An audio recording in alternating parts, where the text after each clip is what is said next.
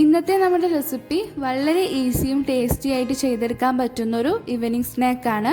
ബ്രെഡും പുഴുങ്ങിയ മുട്ടയും കൊണ്ട് വളരെ പെട്ടെന്ന് തന്നെ നമുക്ക് ഉണ്ടാക്കിയെടുക്കാൻ പറ്റുന്ന ഒരു റെസിപ്പിയും കൂടിയാണിത്.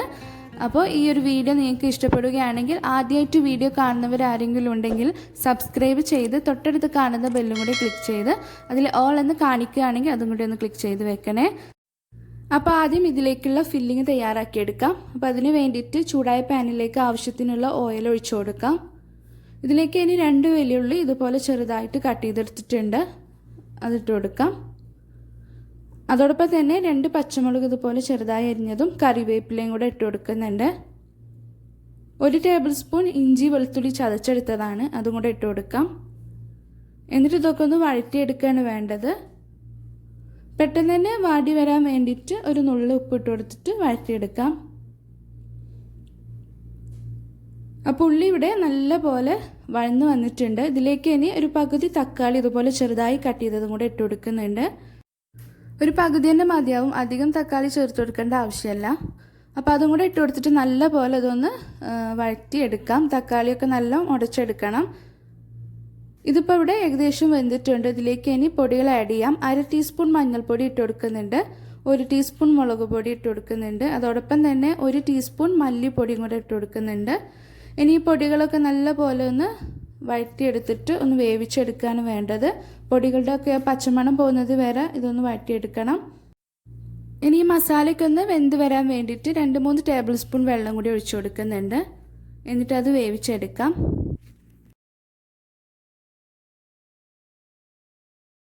അപ്പോൾ ഇതിവിടെ ഏകദേശം മസാലയൊക്കെ നല്ല വെന്ത് വന്നിട്ടുണ്ട്. ഇതിലേക്ക് ഇനി ഒരു നുള്ള് ഗരം മസാല ഇട്ട് കൊടുക്കുന്നുണ്ട്. ഒരു ടേസ്റ്റിന് വേണ്ടിയിട്ട് ഒരു നുള്ള് ഇട്ട് കൊടുക്കാം.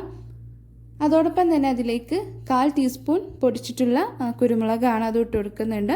ഇനി നമുക്ക് തീ ഓഫ് ചെയ്യാം. അപ്പോൾ ഇത്രയേ ഉള്ളൂ, നമ്മുടെ മസാല ഇവിടെ റെഡി ആയിട്ടുണ്ട്. ഇതൊരു ബൗളിലേക്ക് മാറ്റി വെക്കാം. പിന്നെ ഇതിന് വേണ്ടത് ഞാനിവിടെ 9 സ്ലൈസ് ബ്രെഡ് എടുത്തിട്ടുണ്ട്. അപ്പോൾ ബ്രെഡിൻ്റെ അരികൊക്കെ ഇതുപോലെ ഒന്ന് കട്ട് ചെയ്തെടുത്ത് മാറ്റണം.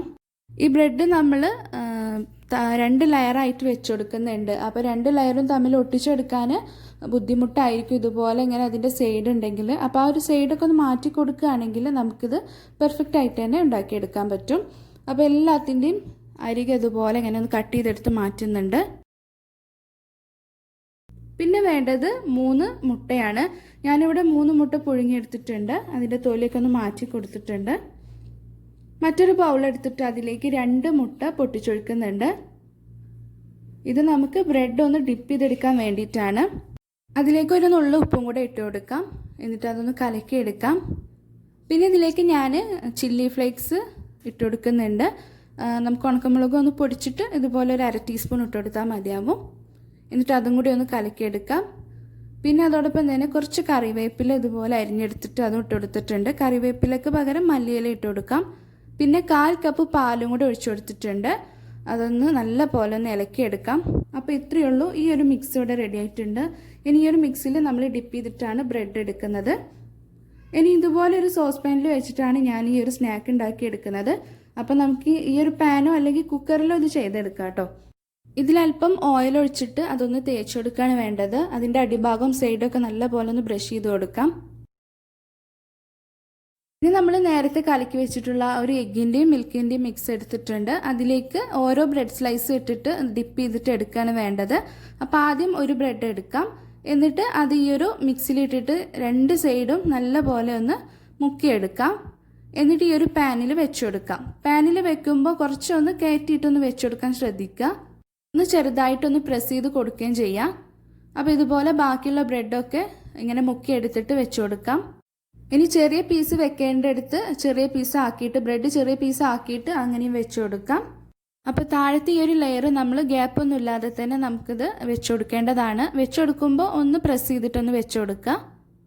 അപ്പോൾ ഒരു ലെയർ മുഴുവനായിട്ട് വെച്ച് കൊടുത്തിട്ടുണ്ട്. ഇനി ഇതിന് നടുവിലായിട്ട് നമ്മൾ നേരത്തെ ഉണ്ടാക്കിയിട്ടുള്ള ഈ ഒരു മസാല വെച്ച് കൊടുക്കാം. അതിൻ്റെ അരികിലൊന്നും ആവാതെ ആ ഒരു നടുവിലെ ഭാഗത്തു കൂടെ മാത്രം ഈ ഒരു മസാല വെച്ച് കൊടുത്താൽ മതിയാവും. പിന്നെ ഈ ഒരു മുട്ട നമുക്ക് ചെറുതായിട്ടൊന്ന് കട്ട് ചെയ്തിട്ട് വേണം ഈ ഒരു മസാലേൻ്റെ മേലെ വെച്ച് കൊടുക്കാനായിട്ട്. അപ്പോൾ ഒരു മുട്ടനെ നമുക്ക് 4-6 പീസൊക്കെ ആയിട്ട് കട്ട് ചെയ്തെടുക്കാം. അപ്പോൾ ഇങ്ങനെ കട്ട് ചെയ്തെടുത്തിട്ട് ഈ ഒരു മസാലേൻ്റെ മേലെ ഇതുപോലെ അമർത്തി ഒന്ന് വെച്ച് കൊടുക്കാം. ഇനി ഇതിന് മേലെയാണ് നമ്മൾ വീണ്ടും ബ്രെഡ് വെക്കുന്നത്. അപ്പോൾ അതിന് വേണ്ടിയിട്ട് ചെറുതാക്കി വെക്കണമെന്നുണ്ടെങ്കിൽ അങ്ങനെയും വെക്കാം. അപ്പോൾ മുട്ട ഇവിടെ മുഴുവനായിട്ടും വെച്ച് കൊടുത്തിട്ടുണ്ട്. ഇനി വേണ്ടത് നമ്മൾ നേരത്തെ മാറ്റിയിട്ടുള്ള ആ ഒരു മിൽക്കിൻ്റെയും എഗ്ഗിൻ്റെയും മിക്സിയിലിട്ടിട്ട് ബ്രെഡ് സ്ലൈസ് ഓരോന്ന് മുക്കിയെടുത്തിട്ട് ഇതിൻ്റെ മേലെ വെച്ച് കൊടുക്കാം. ഇതിന് മുകളിൽ വെക്കുന്ന ഈ ബ്രെഡൊക്കെ താഴത്തെ ലെയറുമായിട്ടൊന്ന് ഒട്ടിച്ചു കൊടുക്കാൻ ശ്രദ്ധിക്കണം. കാരണം ഇതിൻ്റെ മസാല പുറത്തേക്ക് വരാനോ കാണാനോ പാടില്ല. അപ്പോൾ അതിന് വേണ്ടിയിട്ടാണ്. നേരത്തെ പറഞ്ഞ പോലെ തന്നെ കട്ട് ചെയ്ത് വെക്കേണ്ടടുത്ത് മുറിച്ചിട്ട് തന്നെ വെച്ച് കൊടുക്കുക. ഒക്കെ ഒന്ന് പ്രസ് ചെയ്തിട്ടൊന്ന് വെച്ച് കൊടുക്കുക.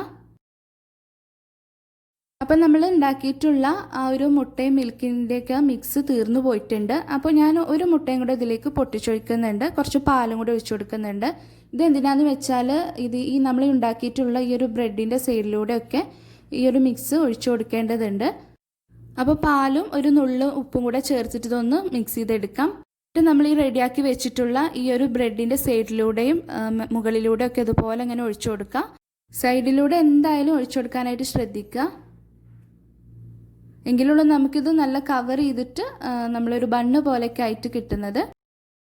അപ്പോൾ ആ ഒരു മിക്സൊക്കെ ഒഴിച്ചു കൊടുത്തിട്ടുണ്ട്. എന്നിട്ട് ഇതുപോലെ ഒന്ന് പ്രസ് ചെയ്ത് കൊടുത്തിട്ട് ഇത് നമുക്ക് വേവിക്കാനായിട്ട് വെക്കാം. അപ്പോൾ ഇത് വേവിച്ചെടുക്കേണ്ടത് ഇതുപോലെ ഞാനൊരു പഴയൊരു പാന് ചൂടാക്കാനായിട്ട് വെച്ചിട്ടുണ്ടായിരുന്നു. അപ്പോൾ അതിന് മുകളിൽ ഈ ഒരു സോസ് പാന് വെച്ച് കൊടുത്തിട്ടുണ്ട്. ഇതുപോലെ ഹോളൊക്കെ ഉണ്ടെങ്കിൽ നമുക്കത് അലുമിനിയം ഫോയിൽ വെച്ചിട്ടൊന്ന് അടച്ചു കൊടുക്കേണ്ടതുണ്ട്. ഇനി നമുക്കിത് വേവിച്ചെടുക്കാം. കറക്റ്റ് ഒരു 20 to 25 മിനിറ്റ് കൊണ്ട് ഇത് വെന്ത് കിട്ടും. ആദ്യത്തെ 5 മിനിറ്റ് മീഡിയം ഫ്ലെയിമിൽ തന്നെ കിടക്കട്ടെ. അതിനുശേഷം 15 മിനിറ്റ് ലോ ഫ്ലെയിമിലേക്ക് തന്നെ ആക്കിയിട്ട് ഇത് വേവിച്ചെടുക്കാം. കറക്റ്റ് ഒരു 20 മിനിറ്റ് ആകുമ്പോൾ തന്നെ ചെക്ക് ചെയ്ത് നോക്കണം. അപ്പം ഞാനിതിവിടെ 20 മിനിറ്റിൽ തന്നെ റെഡിയാക്കി എടുത്തിട്ടുണ്ട്. ഇതിൻ്റെ അടപ്പൊക്കെ ഒന്ന് തുറന്ന് നോക്കാം. ഇതിൻ്റെ സൈഡൊക്കെ നല്ലപോലെ പാകത്തിന് വെന്ത് വന്നിട്ടുണ്ട്. ഇതിൻ്റെ മുകൾ ഭാഗം ഒന്നും കൂടി ഒന്ന് ഗോൾഡൻ ബ്രൗൺ കളറായി കിട്ടേണ്ടതുണ്ട്. അപ്പോൾ അതിനെന്താ ചെയ്യേണ്ടതെന്ന് വെച്ചാൽ ഇതൊരു പാനിലേക്ക് തിരിച്ചിട്ട് കൊടുക്കാം. അപ്പോൾ തിരിച്ചിട്ട് കൊടുക്കുമ്പോൾ ഇതിൻ്റെ മുകൾ ഭാഗം നല്ലൊരു ഗോൾഡൻ ബ്രൗൺ കളറിലേക്ക് ആയി കിട്ടും.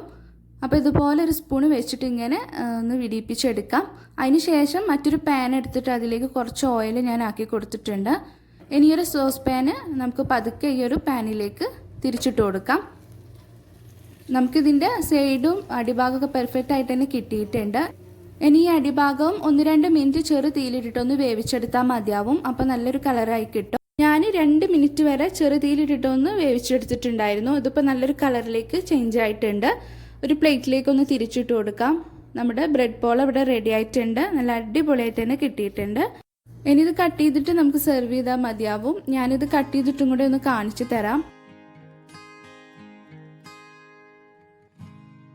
ഇത് കണ്ടോ, നമ്മുടെ ഫില്ലിംഗ് ഒന്നും പുറത്തേക്കൊന്നും പോവാതെ നല്ല പെർഫെക്റ്റ് ആയിട്ട് തന്നെ കിട്ടിയിട്ടുണ്ട്. താഴെ ഭാഗവും മേലത്തെ ലെയറൊക്കെ നല്ല ഒരു ബണ്ണ് പോലെ ആയിട്ട് കിട്ടിയിട്ടുണ്ട്. കഴിക്കാൻ നല്ല ടേസ്റ്റാണ് കേട്ടോ. ടേസ്റ്റിൻ്റെ കാര്യം പറഞ്ഞാൽ നല്ല അടിപൊളിയാണ്. അപ്പോൾ ഇതുപോലെ ഒന്ന് ട്രൈ ചെയ്ത് നോക്കുക. ഉണ്ടാക്കാത്തൊരു ഈ ഒരു റെസിപ്പി ഒന്ന് ചെയ്ത് നോക്കുക. വളരെ ഈസിയാണ്, അതുപോലെ തന്നെ നല്ലൊരു ടേസ്റ്റാണ്. അപ്പോൾ ഇന്നത്തെ ഈ ഒരു വീഡിയോ നിങ്ങൾക്ക് ഇഷ്ടമായി എന്ന് വിചാരിക്കുന്നുണ്ട്. വീഡിയോ ഇഷ്ടപ്പെട്ടിട്ടുണ്ടെങ്കിൽ ഒന്ന് ലൈക്ക് ചെയ്യണം. ഇതുപോലത്തെ ഈസി റെസിപ്പികൾ കാണാനായിട്ട് സബ്സ്ക്രൈബ് എന്ന ഭാഗത്ത് ക്ലിക്ക് ചെയ്തിട്ട് തൊട്ടടുത്ത് കാണുന്ന ബെല്ലും കൂടെ ഉണ്ടാവും, അതും കൂടെ ക്ലിക്ക് ചെയ്തിട്ട് വെക്കുക. അതിൽ ഓൾ എന്ന് സെലക്ട് ചെയ്തിട്ട് കൊടുക്കുകയാണെങ്കിൽ ഞാൻ ഇടുന്ന എല്ലാ വീഡിയോസും നിങ്ങൾക്ക് നോട്ടിഫിക്കേഷനായിട്ട് കിട്ടുന്നതായിരിക്കും. അപ്പോൾ നിങ്ങൾക്ക് പെട്ടെന്ന് തന്നെ വീഡിയോ കാണാൻ പറ്റുന്നതായിരിക്കും. ഇൻഷാ അല്ലാഹ് വീണ്ടും നല്ലൊരു വീഡിയോ ആയിട്ട് വീണ്ടും കാണാം.